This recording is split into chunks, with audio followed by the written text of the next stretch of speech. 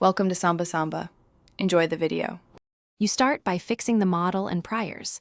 Pick a prior that encodes your beliefs and write the likelihood p data theta for the observed sample. Once done, align parameter support so the prior and likelihood overlap, otherwise the posterior is degenerate. Compute the unnormalized posterior by multiplying prior and likelihood pointwise. Make sure to simplify algebraically where possible, because factoring common terms now will make later normalization and computation far easier. This is your working expression to normalize next. Now normalize the unnormalized posterior by computing p data equals integral p data theta, p theta d theta to obtain p theta data. If that integral is tractable, often via conjugate pairs, you get a closed form posterior immediately. If not, choose an approximation.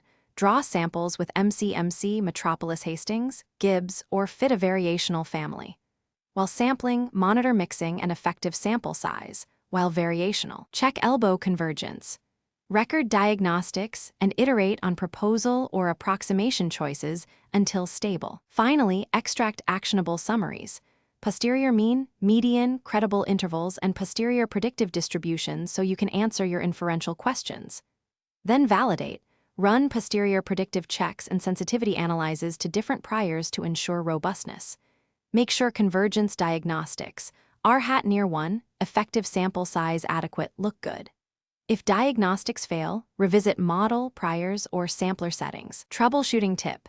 If chains stick or ESS is low, reparameterize or increase warm-up and adjust proposal scale.